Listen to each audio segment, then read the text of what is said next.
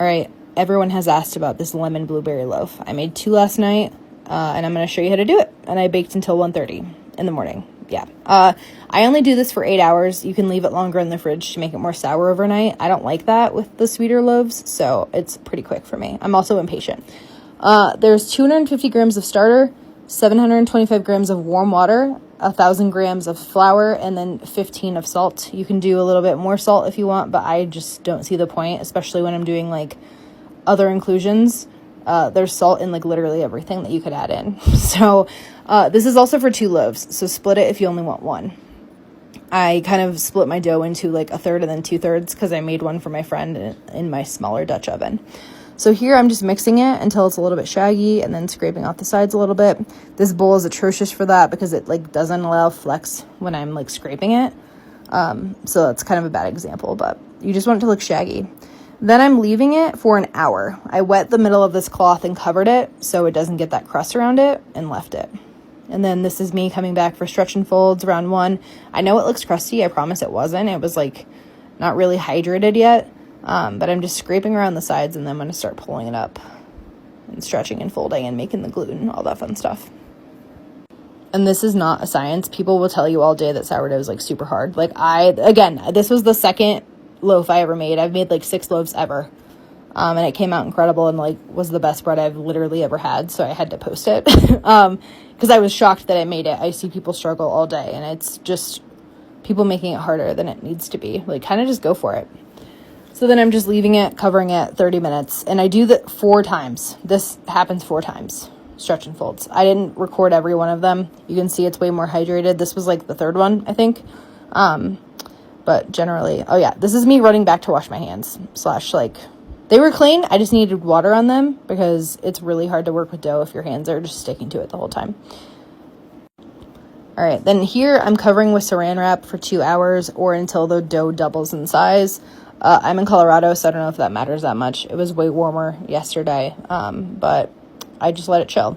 So then I'm crunching up parchment to put in my banneton because if you use the little like fabric ones that come in it, like this becomes a huge sloppy mess when the sugar just kind of like melts into the dough. And I put flour over that just so you'll see later. And then here I'm taking my little grater and I'm using the other side to zest these lemons. And I did 3 big lemons. For my other one that you saw, it was a small batch, and that loaf was the small one. So I only used 2 small lemons. And 3 seemed to be enough for this, and they were massive. So then I'm plopping out my dough that doubled in size, and I'm cutting it into like 1/3 / 2/3 so my other banneton doesn't like blow up.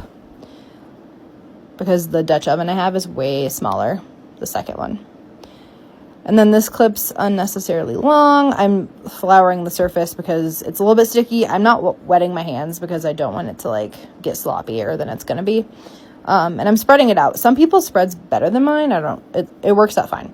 So then you're just going to take the zest, throw it on there. I do it with my heart, just enough to like kind of mush it around and see it visibly because I'm going to put more on the top when I fold it in. So just throw some on there. More or less. I probably would have added more based on how the one I made tastes, but it was still really good. And then bloobs. So that's up to you. I just kind of put a few on there. I should have put more, but it is what it is. So I always shove them in to the dough. The sugar, I take just a giant spoon, and that's usually all I use. I don't love it to be crazy sugary because you're going to get that out of it. Just is really there to like offset the tartness. Spoiler, you should totally get Costco blueberries or like Sam's. They have like bigger ones, and the ones I got at Walmart last time were so small they were really tart. So this bread was way better this time. So you can see me kind of shoving the blueberries down, adding a few more. If you push them in, it kind of helps them not like roll around everywhere when you flip it over. Don't look at my face. The concentration. So then I'm doing the exact same thing here, and I'm going to roll it toward me, and it's going to feel a little bit messy. But it gets worse later when you let it sit for 2 hours in the fridge and it just kind of like melts everywhere. And you'll see me struggle with that in a minute. But don't freak out. It comes out perfect. It doesn't actually matter. Again, sourdough is like way over exaggerated. Totally fine. So I'm going to roll it here and I will be right back. Just kind of watch me struggle. You're just going to fold the sides in while you go. And it's going to feel a little bit scary, but it always works out. So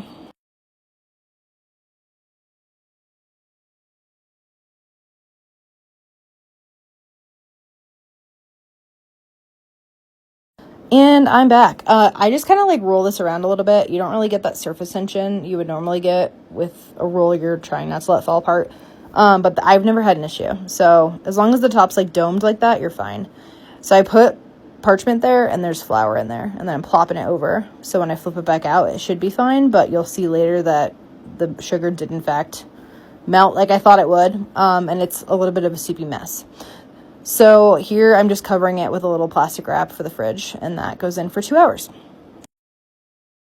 And just like that, it's been 2 hours. This is the little block that I have from Ross. I have 2 of them, and I put my Dutch ovens on there because I'm terrified my stove's gonna like blow up from it being too hot or something.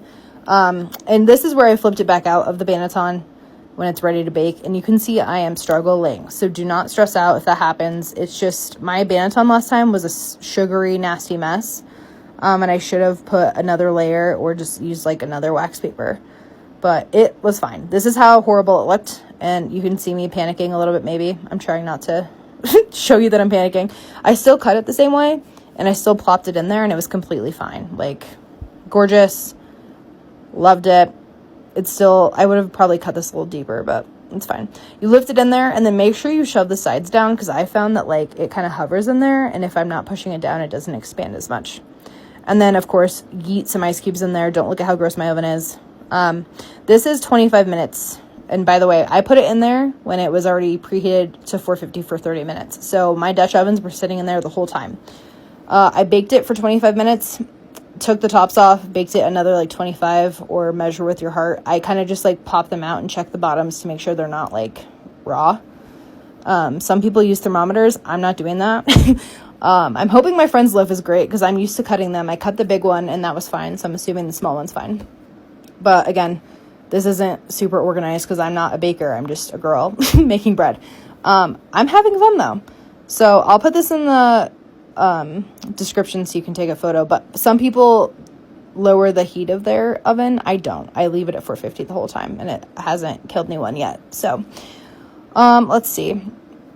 You're going to just, I wanted to leave this in so you could see the struggle. It's going to get gross. It's going to get everywhere. You can see how nasty that is. It like leaks out of the bread, but it's worth it. Okay. Like, don't ever panic if things get messy. That's just part of it. And then these little things, I don't know what they're called. They're silicone. You can throw them in the dishwasher. Okay. So don't even like clean it. It's fine. And this is what they look like. Bada bing, bada boom.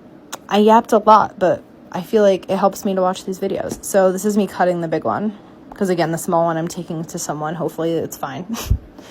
And this one's not as satisfying as the other one. Because the blueberries are not as on one side. Again, like someone asked like, oh, should I cover them in flour so they don't move? I don't know if that matters.